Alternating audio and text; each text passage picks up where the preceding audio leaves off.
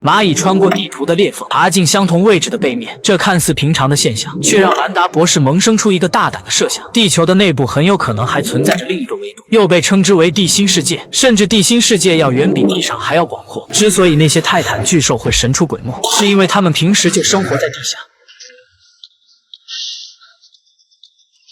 于是他迫不及待地将消息告知了惠子，但他丝毫没注意到惠子目光躲闪，根本就没在听他说的是什么，一个劲地想支开他。这时小男孩被吵醒走了出来，张嘴就叫惠子妈妈。这么多年，没人知道他还有个这么大的人。御姐的人设彻底崩塌，兰达明显表现出了失落。1955年，帝王组织唯一的3人前往了苏联的加盟国之一哈萨克斯坦，原因是这个区域的核辐射严重超标。Get the gear。由于是丛林，只能徒步前行，越接近中心辐射的指数就越高，强大的心理压力足以让他们窒息。可当他们真正赶到废弃工厂时，这里的辐射又诡异的降为0了。难道中心的辐射都被大 boss 给消化了吗？为了更快的找出答案，肖尔想出一个作死的馊主意，那就是在厂区安放大量炸药，引爆后通过声波探查地形。Fire in the hole。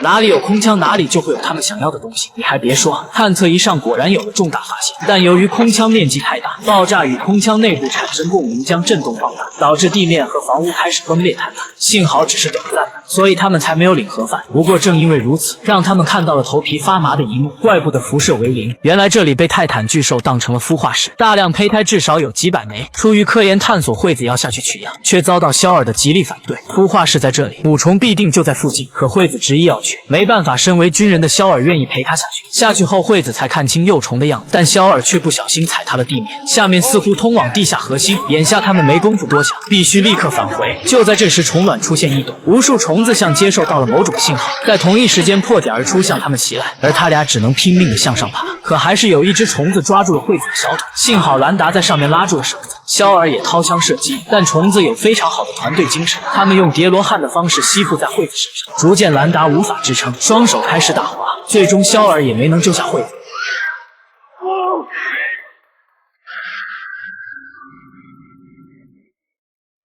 因为自责肖尔精神失常住进了精神病院，兰达先是将大志送回了日本，然后用尽毕生时间都在研究泰坦巨兽和地心世界。最终他在1973年进入骷髅岛不幸丧命。不过在他死前，将记载帝王计划的所有资料丢入了大海。一晃时间来到2013年，日本的渔船在打捞时将公文包捞起。同年哥斯拉也出现在大众视野中，与穆托在旧金山展开了大战。